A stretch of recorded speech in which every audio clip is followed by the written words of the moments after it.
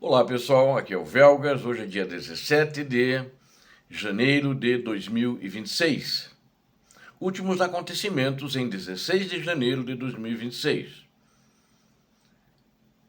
6 horas, horário de Brasília.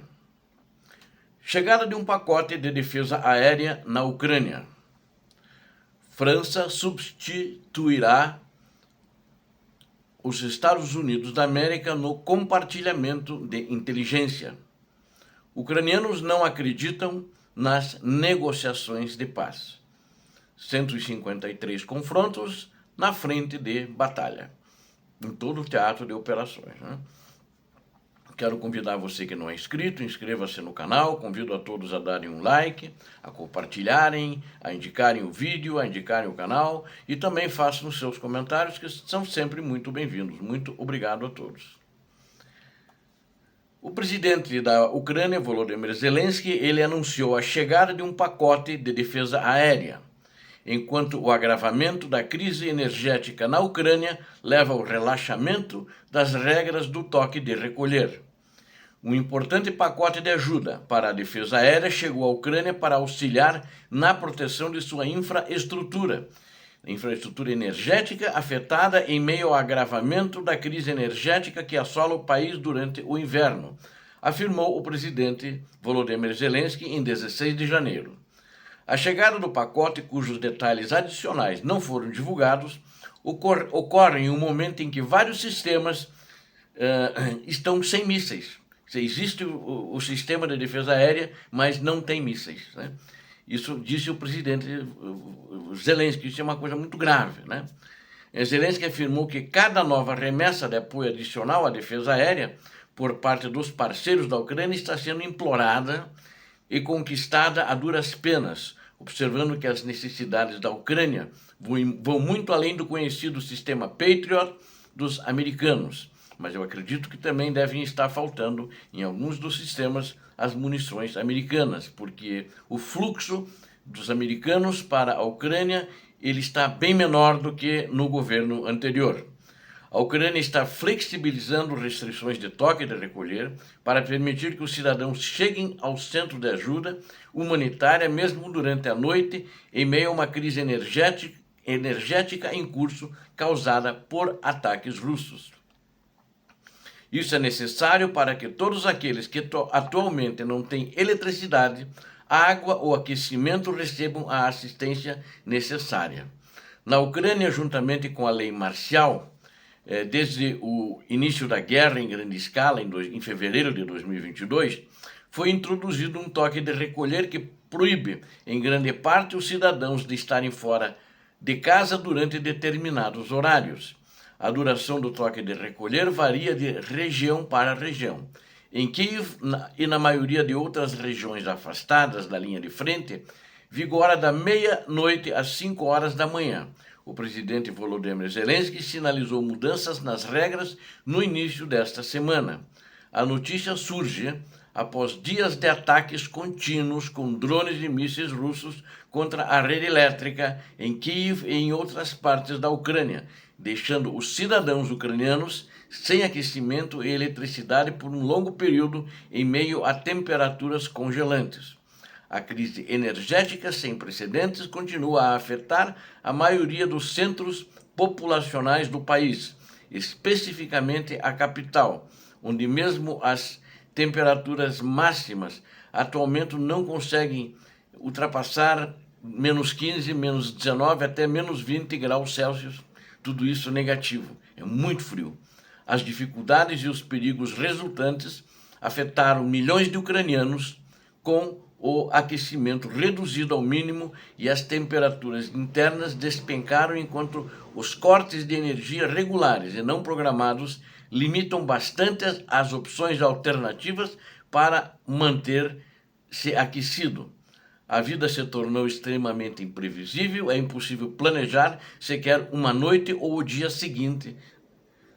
Nunca se saberá se haverá aquecimento, água, luz e a possibilidade de trabalhar ou cozinhar. As autoridades ucranianas declararam estado de emergência para lidar com as consequências e aliviar os desafios humanitários enfrentados pela população. Ou seja, a situação é muito grave e tem esse fato que eu até soube quando recebi essa notícia ontem, que está faltando mísseis em muitos sistemas antiaéreos, o que é uma coisa muito grave, denota que, não digo apenas os Estados Unidos da América, mas também que muitos europeus não mandaram como previsto os mísseis necessários para a defesa aérea.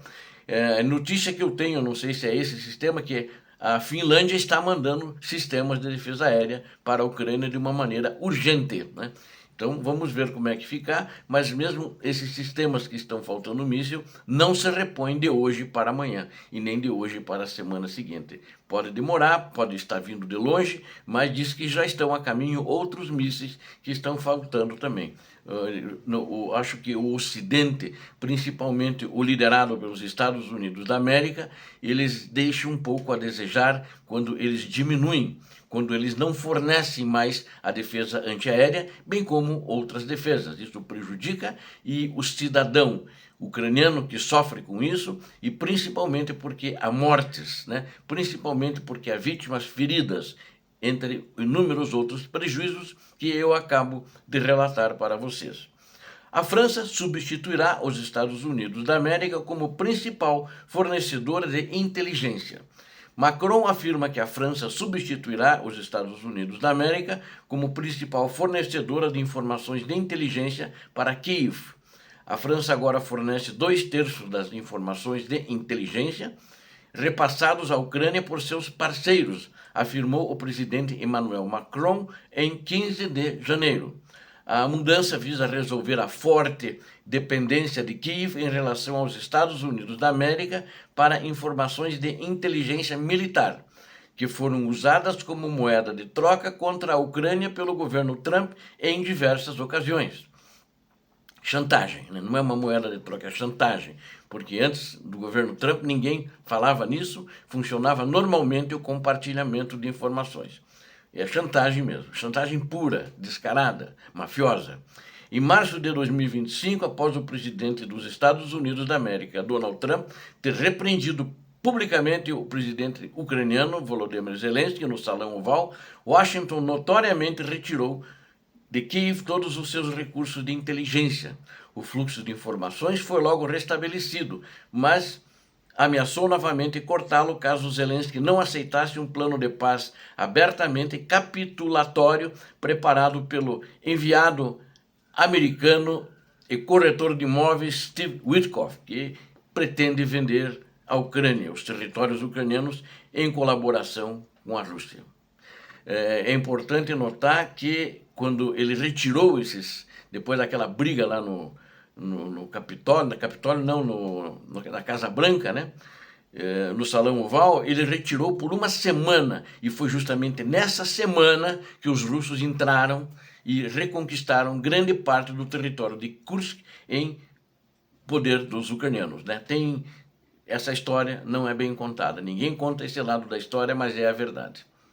Apesar das ameaças de corte temporário e das relações frequentemente tensas entre o presidente Zelensky e o presidente Trump, os Estados Unidos da América continuam a fornecer amplo apoio de inteligência à Ucrânia, mas a França já está assumindo e já 2/3 para que não haja, como aconteceu anteriormente, os mesmos problemas. Isso não pode se repetir.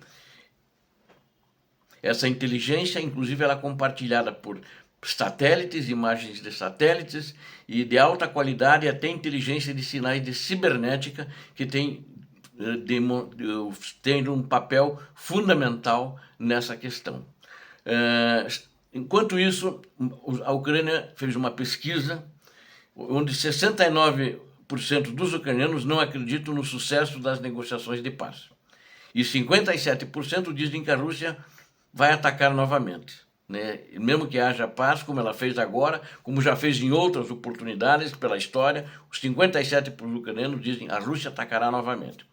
Segundo a pesquisa, então, esses 69% não acreditam que as negociações em curso com a Rússia levarão a uma paz duradoura na Ucrânia, enquanto outros acreditam que, os 57%, né, que mesmo que a guerra seja congelada, com garantia de segurança, a Rússia vai atacar novamente a Ucrânia. É uma pesquisa do Instituto Internacional de Sociologia de Kiev, KIIS, né? É a sigla desse instituto. Ao mesmo tempo, 26% dos entrevistados disseram acreditar no sucesso das negociações, 26% só. E outros 5% não sabem não sabem decidir qual é a resposta correta. A pergunta feita é: você acredita ou não que as negociações em curso levarão a uma paz duradoura na Ucrânia?